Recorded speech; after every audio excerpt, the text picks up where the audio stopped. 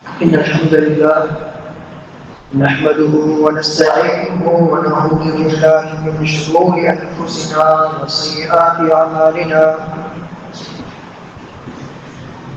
من يهده الله فلا مضل له ومن يضلل الله فلا هادي له. أشهد أن لا إله إلا الله وحده لا شريك له وأشهد أن محمدا عبده ورسوله صلى الله عليه وسلم. أما بعد فإن خير الحديث كتاب الله وخير الهدي هدي محمد صلى الله عليه وسلم وشر الأمور محدثاتها وكل محدثة بدعة وكل بدعة ضلالة وكل ضلالة في النار.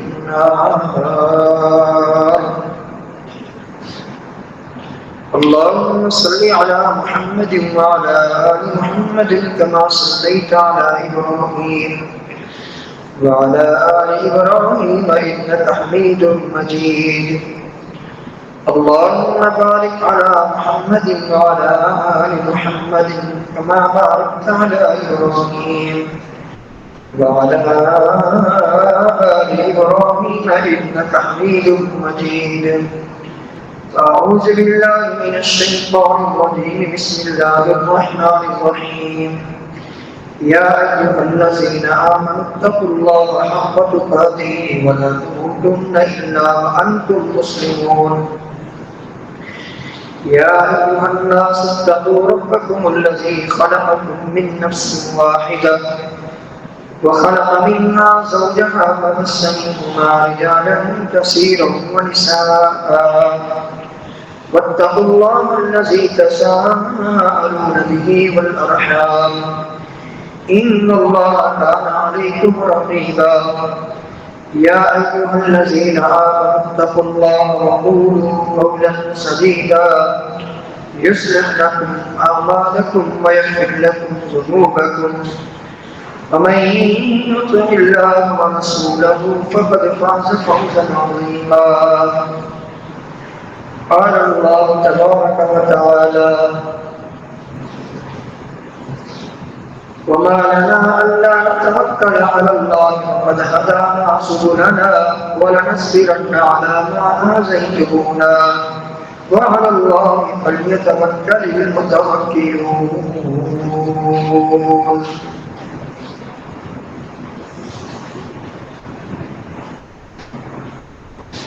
ماہ محرم اختتام پذیر ہو رہا ہے.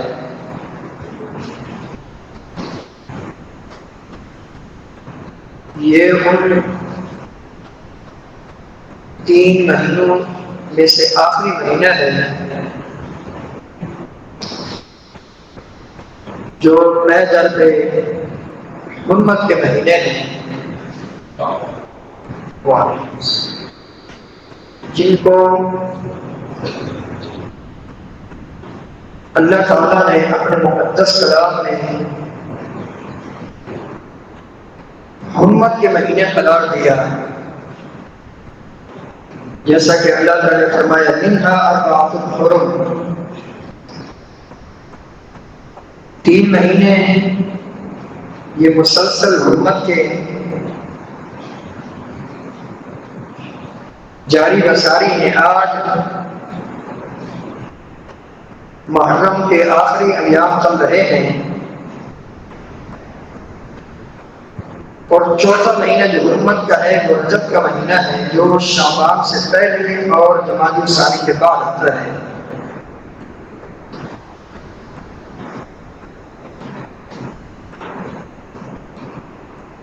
محرم اسلامی سال کا پہلا مہینہ ہے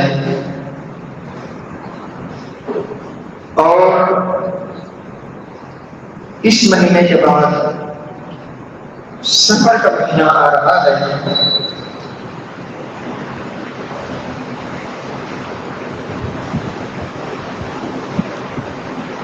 سفر کا مہینہ یہ وہ مہینہ ہے جس کے حوالے سے زمانہ جاہلیت کے لوگ غلط نظریہ اور عقیدہ رکھتے تھے،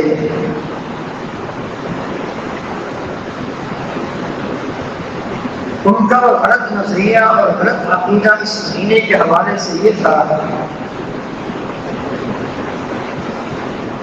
کہ اس مہینے میں کسی قسم کے کاروبار کی ابتدا نہیں کرنی،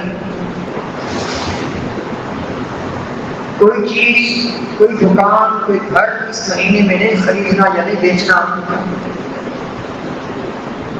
کوئی گاڑی اس مہینے میں نہیں خریدنی یا بیچنی، اس مہینے میں کوئی کاروبار نہیں کرنا۔ کیوں؟ اس وجہ سے کہ نقصان ہوگا، اس وجہ سے کہ کاروبار کریں گے اس میں نقصان کا، گھاٹے کا سامنا کرنا پڑے گا، لہذا اس مہینے میں کاروبار کی ابتدا نہیں کرنی۔ یہ تصور اس مہینے میں یا اس مہینے کے متعلق ان لوگوں کا تھا جن کا تعلق زمانہ جاہلیت سے تھا۔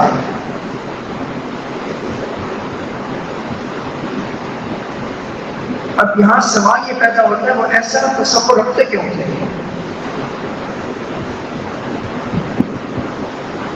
اصل میں وہ صدیوں سے ایک دوسرے سے لڑتے بھیڑتے رہتے تھے، جھگڑتے رہتے تھے، وہ لڑاکو لوگ تھے۔ جب 3 مہینے مسلسل ان کو ہر قسم کی لڑائی سے دور رہنا پڑتا، کیونکہ حرمت والے مہینوں کی حرمت کو جاہلیت کے زمانے کے لوگ بھی پامال نہیں کیا کرتے تھے۔ حرمت کا لحاظ رکھتے ہوئے وہ لوگ کسی کو کچھ نہ کہتے۔ جیسے ہی سفر کا مہینہ شروع ہوتا، ہر جگہ لڑائی، فتنہ و فساد، قتل و غارت گیری، چوری ڈکیتی، بدماشی، اس طرح کی چیزیں بہت زیادہ ہو جاتی تھی۔ جو 3 مہینے سے چیزیں جو دبی ہوئی تھی وہ ایک دم ان چیزوں کا طوفان دیکھ کر وہ یہ سمجھتے تھے کہ یہ مہینہ نعوذ باللہ منحوس مہینہ، تو اس وجہ سے وہ اس مہینے کو منحوس سمجھتے تھے اور کہتے تھے کہ اس مہینے میں کوئی اس طرح کے کام نہیں کرنا، کاروبار وغیرہ نہ کہ گھر خریدنا نہ بیچنا وغیرہ وغیرہ، ورنہ نقصان۔ یہ ان لوگوں کا نظریہ تھا اس مہینے کے بعد۔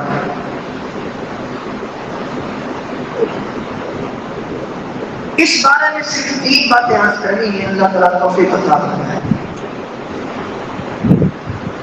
پہلی بات، یہ عقیدہ رکھنا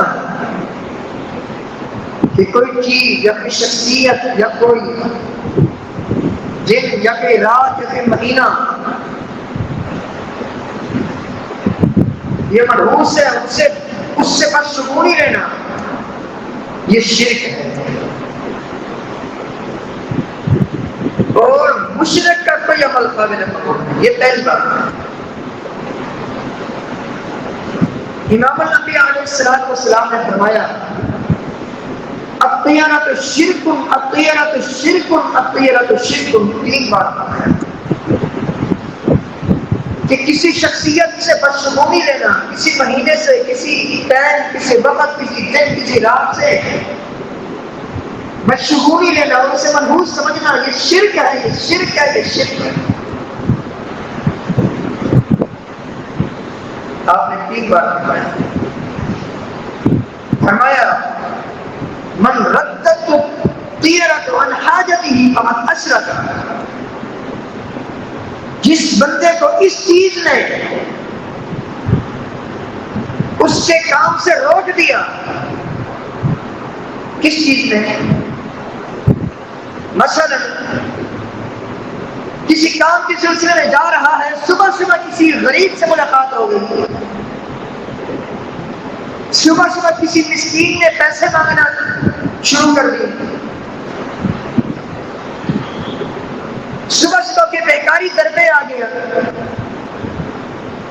جیسے ہی گھر سے نکلا کالی بلی نے راستہ کاٹ دیا، جس کو اس چیز نے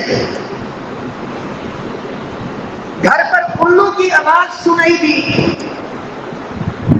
گھر سے نکلا کالا کبا سامنے سے گزرا، اب ان مختلف چیزوں کو اپنے آنکھوں سے دیکھ کر وہ تو واپس چلا جائے، کام کی طرف جا رہا تھا، لیکن اس چیز کی وجہ سے وہ کام کی طرف نہ جائے تو اشرک سے شرک کیا۔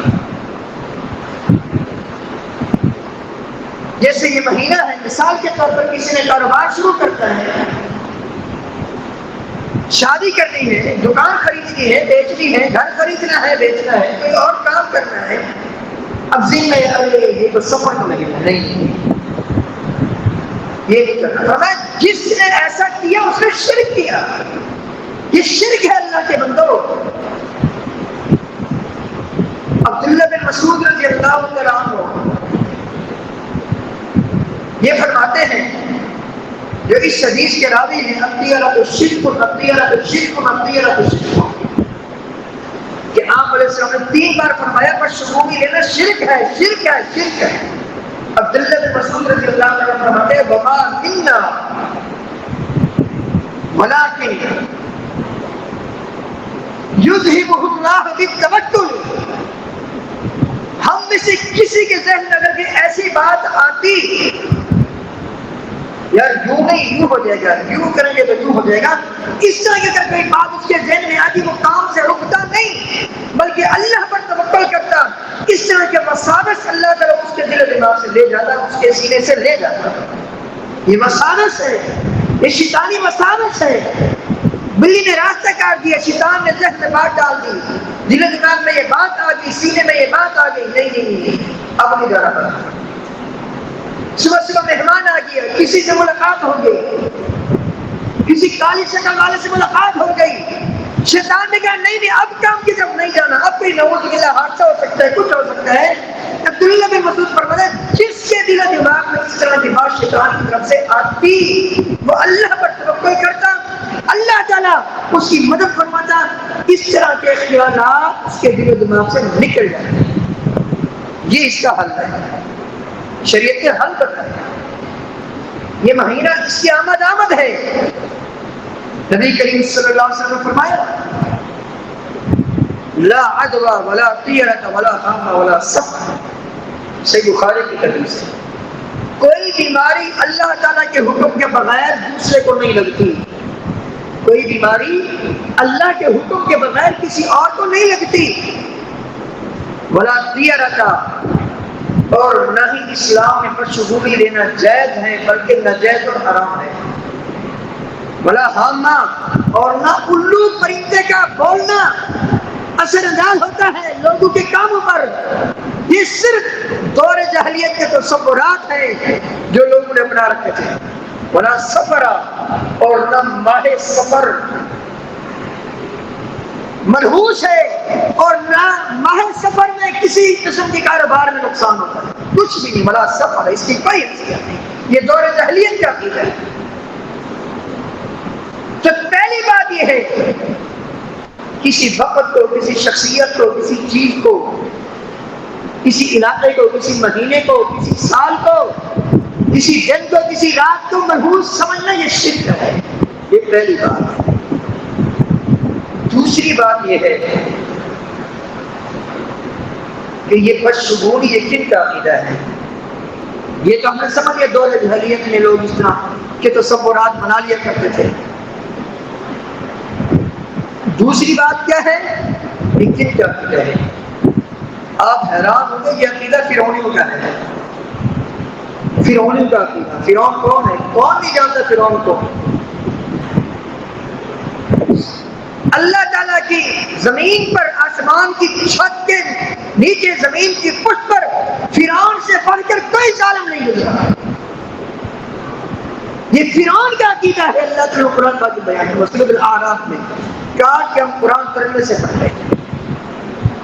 اللہ تعالیٰ سورۃ الاعراف 9ویں پارے میں فرمایا فَإِذَا جَاءَتْهُمُ الْحَسَنَةُ قَالُوا لَنَا هَٰذِهِ،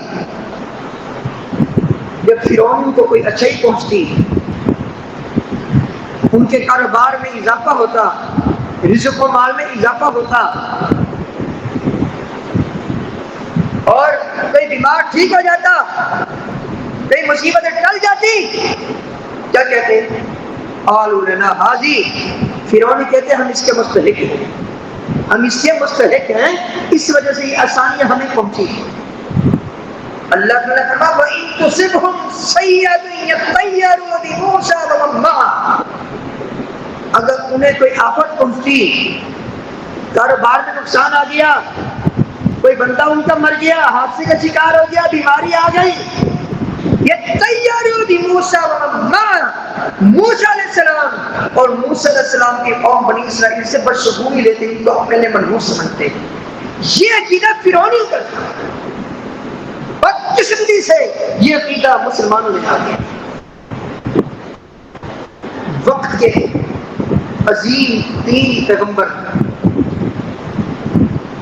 انطاکیہ بستی میں تشریف لے گئے، سورۃ یاسین میں یہ واقعہ موجود ہے۔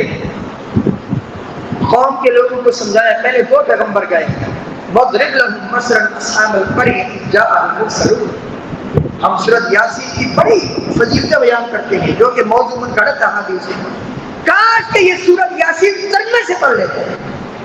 اس پوری سورت میں اللہ کے بندوں شروع سے لے کر آخر تک منہج سکھایا گیا، توحید بتائی گئی، رسالت بتائی گئی، پوری سورت میں شروع سے آخر تک اللہ کی توحید ہے اور نبی کریم صلی اللہ علیہ وسلم کی رسالت کا تذکرہ ہے۔ انبیاء علیہ السلام کی نبوت کے مقصد، نبوت کا مقصد اس صورت میں بیان ہو گیا۔ اِذْ جَاءَهَا الْمُرْسَلُونَ، اس وقت کو یاد کیجئے میرے پیارے پیغمبر صلی اللہ علیہ وسلم، جب انطاکیہ بستی میں ہمارے پیغمبر ہیں، پہلے ہم نے دو بھیجے، جب دونوں کو جھٹلایا بستی والوں نے، فَأَجَّلْنَا بِثَالِثٍ، تیسرے رسول کو ہم نے بھیج دیا، ان دونوں کو طاقتور بنا دیا۔ تینوں نے جا کر بستی والوں سے کہا اِنَّا إِلَيْكُمْ مُرْسَلُونَ، ہم تمہاری طرف اللہ کے پیغمبر بنا کر بھیجے گئے۔ اور کے لوگ کہنے لگے ما انتم الا بشر مثلنا وما انزل الرحمن من شيء ان انتم الا تكذبون، تم ہم جیسے انسان ہو، رحمان نے کوئی شریعت نازل نہیں کی، نعوذ باللہ تم جھوٹ بولتے ہو۔ یہ تین تبدیلوں میں ایک بستی والے جواب دیا۔ پیغمبروں نے کیا کہا وما علینا الا البلاغ المبین، سن لو ہمارے ذمے صرف اللہ تعالیٰ کی طرف سے پہنچا دینا ہے، کسی عالم دین کا کام ہے پہنچا دینا، کسی مبلغ کا کام ہے پہنچا دینا۔ اب وہ لوگوں کی مرضی وہ مانے یا نہ مانے وہ ان کا کام ہے۔ عالم دین آتا ہے وہ پہنچا کے چلے جاتے ہیں، وہ اللہ کی باتیں، دین کی باتیں، شریعت کی باتیں، اس کا کام ہے پہنچا دینا۔ یہی بات پیغمبروں نے کہی وما علینا الا البلاغ المبین، ہمارے ذمے پہنچا دینا ہے۔ اب قوم کے لوگوں نے کیا کہا قالوا انا تطیرنا بکم، قوم کے لوگوں نے کہا نعوذ باللہ ہم تمہیں منحوس سمجھتے ہیں۔ اب اندازہ لگے کس قوم نے کہا؟ نافرمان قوم، انبیاء علیہ السلام کی تکذیب کرنے والے لوگ کہہ رہے ہیں۔ نتیجہ کیا نکلا؟ ان کانت الا صیحۃ واحدۃ فاذا هم خامدون، فرشتے نے ایک چیخ ماری، پوری انطاکیہ قوم کی بستی کے لوگ ایک بندے کے علاوہ جو مومن ہو گیا تھا، مسلمان ہو گیا تھا، جسے انہوں نے شہید کر دیا، اللہ کے حبیب نجار رحمہ اللہ تعالی وہ جنت میں چلا گیا، باقی پوری نافرمان قوم ایک چیخ ماری فرشتے نے، ان کے کلیجے پھٹے، قوم دنیا سے چلی گئی۔ کون سی قوم؟ جس نے انبیاء علیہ السلام سے بدشگونی کا عقیدہ رکھا تھا اور نعوذ باللہ کہا تھا ہم تم سے بدشگونی لیتے ہیں، تم اپنے لیے منحوس سمجھتے ہیں۔ اب آپ کو کم از کم یہ اندازہ ہو گیا ہوگا کہ یہ بدعقیدگی کسی دن کو، کسی مہینے کو منحوس سمجھنا یہ کہاں سے بدعقیدگی آئی، کس قوم کا یہ شیوا تھا، کس قوم کا یہ طریقہ تھا، اور کس قوم کا یہ نظریہ تھا کہ بعض شخصیات بعض ایام، بعض دن، بعض راتیں، بعض مہینے منحوس ہوتے ہیں. کن کا عقیدہ تھا یہ آپ لوگوں نے الحمدللہ اچھی طرح سمجھ لیا ہوگا اللہ کی توفیق سے.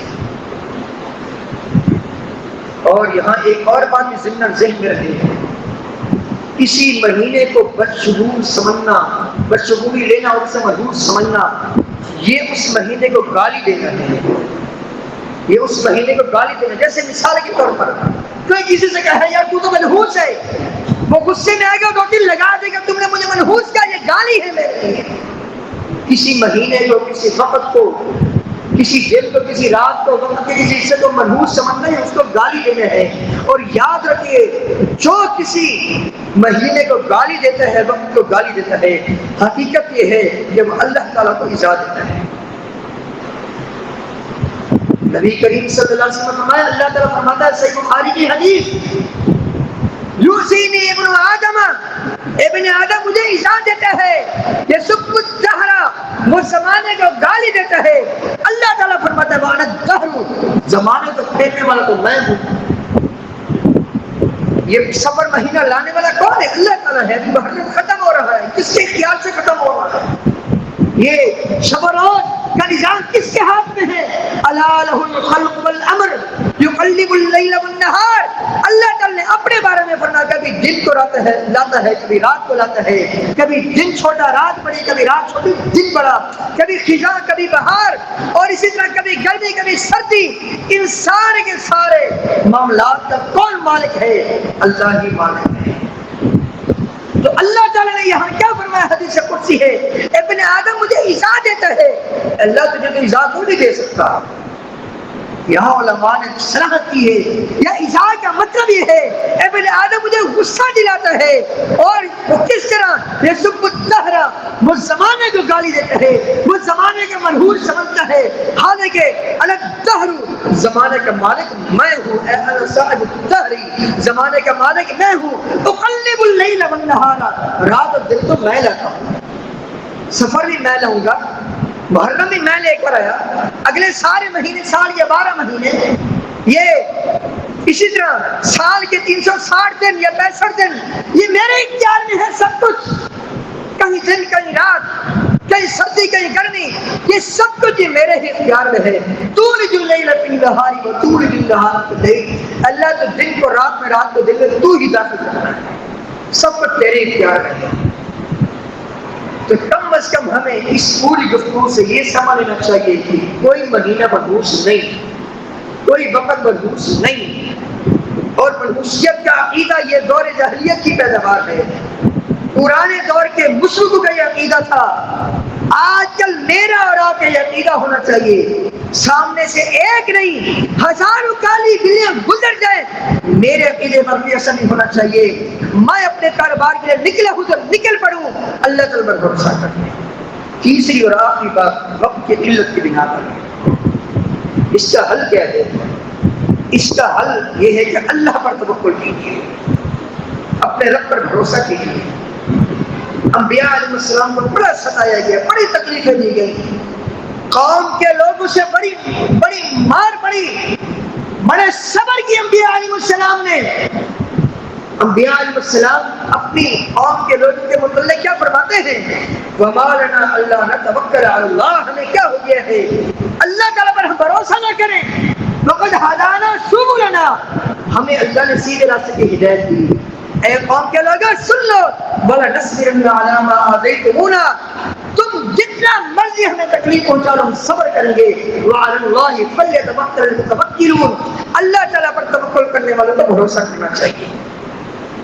وَمَن يَتَوَكَّلْ عَلَى اللَّهِ فَهُوَ حَسْبُهُ، جو اللہ تعالیٰ پر بھروسہ کرتا ہے اللہ تعالیٰ سے کافی ہو جاتا ہے. أَلَيْسَ اللَّهُ بِكَافٍ عَبْدَهُ، کہ اللہ تعالیٰ اپنے بندے کے لیے کافی نہیں، بالکل کافی ہے. اللہ پر بھروسہ کیجیے. وَعَلَى اللَّهِ فَتَوَكَّلُوا إِن كُنتُم مُؤْمِنِينَ، اللہ تعالیٰ نے فرمایا اگر تمہیں رتی برابر ایمان ہے تمہارے دلوں میں تو یاد رکھو بھروسہ مجھ پر کرو. فرمایا وَمَن يَتَوَكَّلْ عَلَى اللَّهِ، جو اللہ پر توکل کر لیتا ہے اللہ اسے کافی ہو جاتا ہے. اللہ کیسے بھروسہ؟ کوئی گائیڈ لائن بھی ہونی چاہیے نا ہمارے سامنے.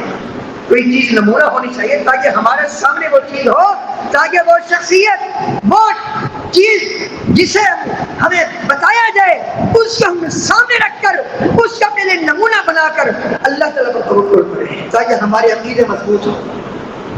جیسا کہ وقت کے عظیم پیغمبر ابراہیم علیہ السلام قربان جو قوم کے لوگوں نے بہت بڑی آگ جلائی، بہت بڑی، اس دور کی سب سے بڑی آگ جلائی۔